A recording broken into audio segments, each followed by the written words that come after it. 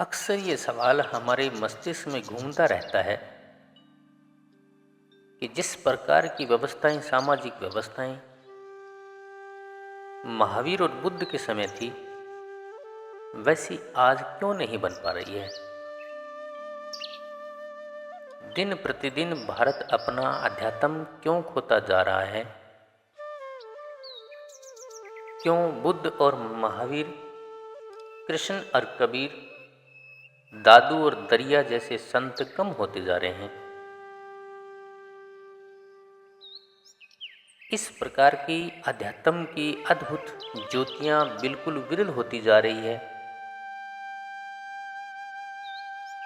जब हम चारों तरफ देखते हैं तो धर्म के नाम पर पाखंड के अलावा हमें कुछ भी नजर नहीं आता। पाखंड बहुत है, पांडित्य भी बहुत है, लेकिन अध्यात्म निरंतर कम होता जा रहा है। पाखंड और पांडित्य में कोई कमी नहीं रह रही, लेकिन अध्यात्म अपना स्थान खोता जा रहा है। और शायद कहीं ना कहीं हमारे देश की आर्थिक व्यवस्था और सामाजिक व्यवस्था की जड़ें भारत की आध्यात्मिक व्यवस्था से जुड़ी हुई है। इस बात को हम दरकिनार नहीं कर सकते। देश निरंतर गरीब होता जा रहा है। ऊंचाइयों तक उड़ने की क्षमता लोगों में निरंतर कम होती जा रही है। पुरानी व्यवस्था देखें, बुद्ध और महावीर के जमाने की व्यवस्था देखें, तो नज़ारा बिल्कुल स्पष्ट नजर आ रहा है कि जितनी समृद्धि होगी उतने ही बुद्ध पैदा होंगे, उतने ही महावीर पैदा होंगे। इसलिए हमें समृद्धि के विरोध में खड़े नहीं होना है, समृद्धि के पक्ष में ही खड़े होना चाहिए। कोई नहीं चाहता कि मेरा देश समृद्ध ना बने। अगर जब कोई नहीं चाहता कि मेरा देश समृद्ध ना बने, तो फिर सभी को चाहिए कि वो अध्यात्म को अपनाए। यह सोने की चिड़िया जब महावीर और बुद्ध के जमाने में थी, पुनः सोने की चिड़िया बन जाए। दरिद्र नारायण की बकवास बिल्कुल बंद हो। इस दरिद्र नारायण देश को लक्ष्मी नारायण देश में बदल देना चाहिए। जब बुद्ध का आगमन हुआ, तब सच में देश सोने की चिड़िया था। 24वें तीर्थकर भगवान महावीर सम्राट के बेटे थे। भगवान राम और कृष्ण और बुद्ध सभी सम्राटों के बेटे रहे हैं। जितने भी प्रतिभाएं और जितनी भी महाप्रतिभाएं पैदा हुई है, उनका आगमन राजमहलों से हुआ है। इस बात को अकारण ही नहीं माना जा सकता, आकस्मिक ही नहीं माना जा सकता। बात सीधी सी है कि जिसने भोग लिया वो विरक्त हो गया। वहीं छोड़ पाता है जो भोग लेता है। जिसने जाना है, जो जिया है, जिसने भोगा है, वहीं छोड़ सकता है। अगर कोई व्यक्ति तुम्हें भरपेट भोजन करा दे और उसके बाद बोले थोड़ा और ले लो, तो निश्चित रूप से तुम मना कर दोगे, क्योंकि तुम्हारा पेट उस भोजन से भर चुका है। जिसके पास धन ना हो और तुम बोलो धन छोड़ दो, तो क्या खाक छोड़ेगा? जिसने संसार का अनुभव नहीं किया और उससे कहें कि संसार छोड़ दें, ये कैसे संभव हो सकता है? उसने तो अनुभव ही नहीं किया। और यकीन माने, अनुभव से ही मुक्ति आती है, अनुभव से ही विरक्ति पैदा होती है। आप लोग भोग में जितने गहरे उतरोगे उतने ही अधिक तुम्हारे भीतर त्याग की क्षमता पैदा हो जाएगी। ये मेरी बातें कबीर की वाणियों की तरह उल्टी लग रही है, आपको उल्ट बासियां मालूम हो रही है,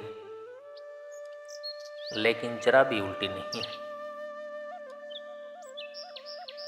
बात सीधी सी है, जिस चीज को नहीं भोग पाते उससे रस बना रहता है। कहीं मन के कोने में, मन के किसी अंधेरे में वासना दबी पड़ी रह जाती है कि कभी अवसर मिले तो भोग करें। बुद्ध कहते हैं कि यह सब ऐसार है, लेकिन क्या तुमने जाना कि यह ऐसार है?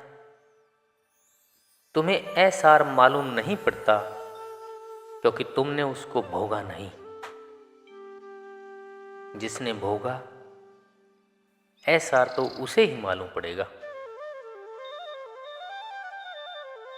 बुद्ध की आंख तुम्हारी आंख नहीं बन सकती, मेरी आंख भी तुम्हारी आंख नहीं बन सकती। तुम्हारी आंख ही तुम्हारी आंख है, तुम्हारा अनुभव ही तुम्हारा अनुभव हो सकता है। अगर हमें परमात्मा की तरफ जाना है तो परमात्मा की तरफ जाने के लिए संसार सीढ़ी है। और भारत में आध्यात्मिकता की संभावनाएं कम होती जा रही है क्योंकि भारत में गरीबी बढ़ रही है। दरिद्र नारायणों की संख्या निरंतर बढ़ रही है और कारण कि हमारी धारणाएं बदल रही है। हमारी ये बातें भी नितांत मूर्खतापूर्ण लगती है कि न कोई अमीर है भाग्य से, न कोई गरीब है भाग्य से। गरीबी और अमीरी हमारी सामाजिक व्यवस्था की बात है। गरीबी और अमीरी हमारी बुद्धिमत्ता की बात है। गरीबी और अमीरी हमारी टेक्नोलॉजी और विज्ञान की बात है। क्या तुमने नहीं सोचा कि सारे भाग्यशाली लोग अमेरिका में ही पैदा क्यों होते हैं? क्या तुमने कभी नहीं सोचा कि जिसे तुम भाग्यशाली कहते हो वो सारे भाग्यशाली जर्मनी जापान में क्यों पैदा हुए, रसिया और चाइना में पैदा क्यों हुए, भारत में पैदा क्यों नहीं हुए? अगर तुम्हारे शास्त्र सही है तो सब भाग्यशाली अमेरिका में पैदा होते हैं और सारे के सारे अभाग्यशाली लोग भारत में पैदा होते हैं। अगर तुम्हारे शास्त्र सही है तो क्या सारे के सारे पापी लोग भारत में पैदा होते हैं? जिन्होंने पहले पाप किया हो। और विकसित देशों में वही लोग पैदा होते हैं जिन्होंने पहले पुण्य किया हो, क्योंकि वो अमीर है। तुम्ही से सवाल है और तुम्ही से जवाब है। अब तुम्हारे शास्त्र सही है या गलत, इसका मूल्यांकन कोई और नहीं कर सकता। तुम स्वयं इसका मूल्यांकन करो। तुम्हारा गणित ही गलत है। अमेरिका समृद्ध इसलिए नहीं कि वहां पुण्य आत्मा ही पैदा हो रही है। अमेरिका, जर्मनी, जापान, इटली, रसिया समृद्ध इसलिए है कि वहां विज्ञान, टेक्नोलॉजी और बुद्धि का प्रयोग है। जो मैंने देश बताए ये सारे समृद्ध होते जा रहे हैं, रोज रोज समृद्ध होते जा रहे हैं। क्या तुमने नहीं सोचा कि अमेरिका जैसे देशों में कितनी लहर है अध्यात्म की, कितनी प्यास है ध्यान की, कितनी आतुरता है अंतर यात्रा की। भारत पुनः समृद्ध होना चाहिए।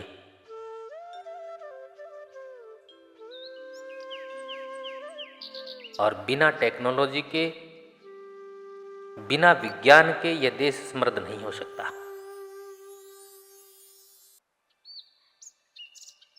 बुद्ध के समय में पूरे देश की संख्या लगभग 2 करोड़ रही होगी और निश्चित है कि देश समृद्ध रहा होगा।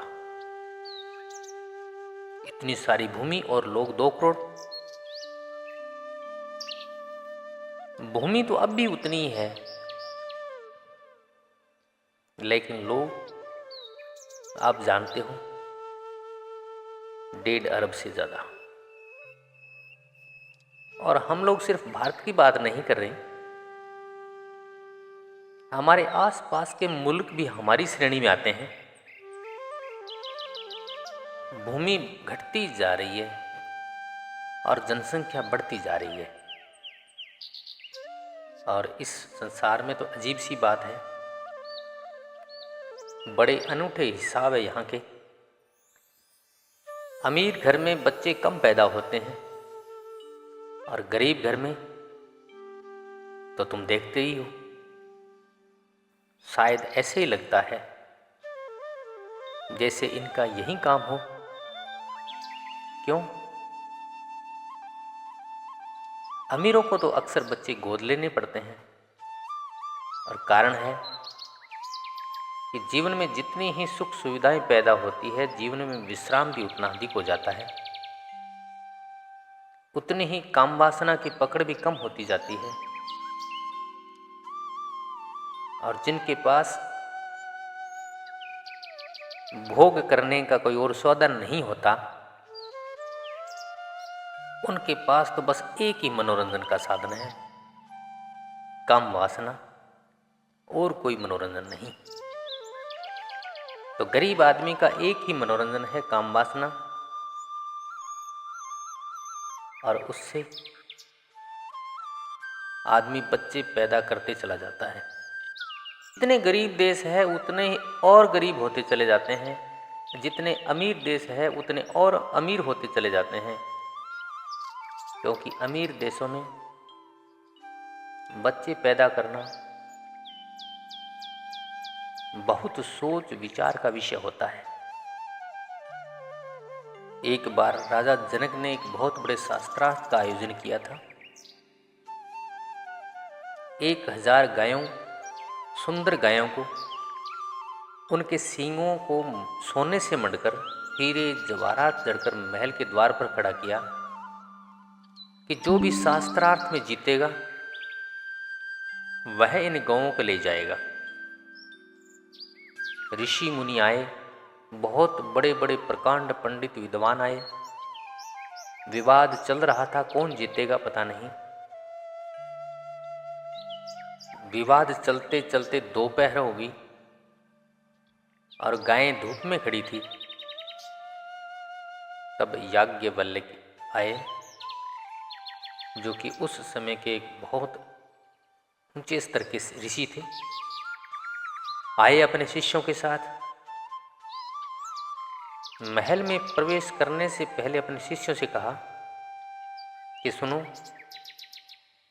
इन गायों को घेर कर आश्रम में ले जाओ। गायें थक गई है, पसीने पसीने हुई जा रही है। रहा विवाद सो तो मैं जीत लूंगा। वो हजारों गायें, सोने से मंडे हुए उनके सींग और हीरे जवाहरात से जड़े हुए। याज्ञवल्क्य की हिम्मत देखो, क्या कोई अभौतिकवादी है वह? क्या आप सोचते हैं यह कोई अभौतिकवाद है? उस ऋषि की हिम्मत देखते हो, उसका भरोसा देखते हो। यह भरोसा केवल उन्हीं को हो सकता है जिन्होंने जाना है। पंडित विवाद कर रहे थे, वे तो अपनी आंखें फाड़े मुंह फाड़े रह गए जब उन्होंने देखा कि गौवें तो याज्ञवल्क्य के शिष्य घेर कर ले गए हैं। उनकी तो बोलती बंद हो गई। किसी ने जनक के कान में कहा, खुसफुसाया, यह क्या बात है? अभी तो विवाद चल रहा है, जीत तो हुई नहीं है। लेकिन याज्ञवल्क्य ने कहा कि जीत होकर रहेगी, मैं आ रहा हूं। जीत होती रहेगी, लेकिन गौवें क्यों तड़पे। और तुम जानते हो, याज्ञवल्क्य जीता, उसकी मौजूदगी मात्र जीत थी। उसके वक्तव्य में बल था, क्योंकि उसके पास अनुभव था।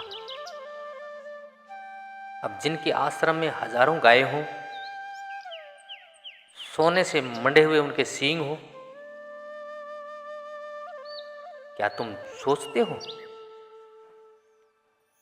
उनका आश्रम कोई दीनहीन आश्रम नहीं हो सकता। अब जिनके आश्रम में हजारों गायें हों, सोने से मंडे हुए उनके सींग हो, उनमें हीरे जवाहरात जड़े हों,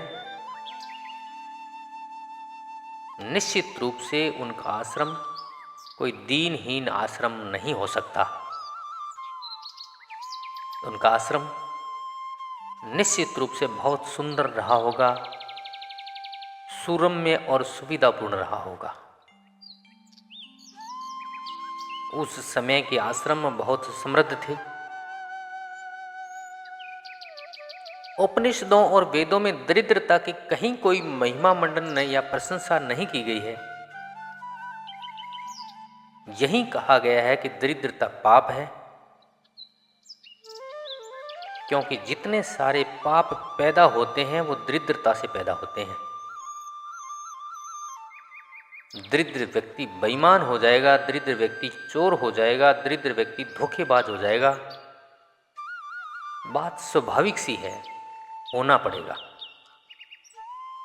बुद्ध ने भी यही कहा कि दरिद्र व्यक्ति नैतिक नहीं रह सकता। व्यक्ति के पास बहुत ज्यादा धन दौलत होनी चाहिए।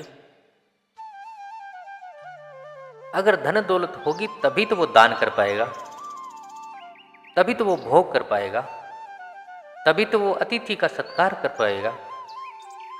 समृद्धि से सारे सद्गुण पैदा हो जाते हैं, क्योंकि समृद्धि हमें इस बात का अवसर देती है, हमें इस बात का मौका देती है कि अब तुम्हें बेईमानी की कोई जरूरत नहीं है। क्योंकि जो बेईमानी से मिलता है वह तो उसके पास पहले से ही है। लेकिन एक समय आया जब पश्चिम से लुटेरे आए भारत में, सैकड़ों हमलावर आए, हुण, तुर्क, मुगल, पता नहीं कौन कौन आए, और यह देश जो सोने की चिड़िया था लुटता रहा, लुटता ही रहा, और लुटते लुटते वह दीनहीन बन गया। और तुम ध्यान रखना, मनुष्य का मन हर चीज के लिए तर्क खोज लेता है। जब यह देश बहुत दीन हो गया तो अब अपने अहंकार को कैसे बचाए। अहंकार को तो बचाना ही था। तो हमने क्या किया, हमने दीनता की प्रशंसा शुरू कर दी, दीनता की बढ़ाई शुरू कर दी, देश की दीनता के गुणगान शुरू कर दिए। और हम कहने लगे, लोमड़ी और अंगूर की कहानी तो तुमने सुनी होगी। वो अंगूर खट्टे नहीं थे, वो अंगूर खट्टे इसलिए हो गए क्योंकि लोमड़ी उन अंगूरों तक नहीं पहुंच पाया। जिन अंगूरों तक हम नहीं पहुंच सकते हैं हम उनको खट्टा कहने लग जाते हैं, और यह भी हम कहने लग जाते हैं कि अंगूरों में हमारा कोई रस नहीं है। जैसे ही हम दरिद्र हुए वैसे ही हमने दरिद्रता का यशोगान शुरू कर दिया। यह भी अपने आप में एक अहंकार है। अपने अहंकार पर लीपापोती करनी है, और यह लीपापोती, गरीबी का महिमा मंडन आज तक चल रहा है। इस लीपापोती को तोड़ना होगा। तभी यह देश समृद्ध हो सकता है, तभी इस देश की धरती सोना उगल सकती है। लेकिन तुम अपनी दृष्टि को बदलो। जिस दिन तुम्हारे भीतर वैज्ञानिक सूझबूझ का जन्म हो जाएगा, उस दिन दरिद्रता तुम्हारे घर से भाग जाएगी। और अगर एक बात तुम समृद्ध हो गए तो तुम्हारे भीतर भी आकाश को छूने की आकांक्षा तेज हो जाएगी। फिर करोगे क्या? जब धन होता है हमारे पास, पद और प्रतिष्ठा होती है हमारे पास, फिर करोगे क्या? ऐसा कौन सा काम शेष रह गया? फिर एक ही काम रह जाता है कि मैं कौन हूं, यह जानना। और यह सवाल भरे हुए पेट से ही उठ सकते हैं। कहा गया है, भूखे भजन न होई गोपाला। यह भजन,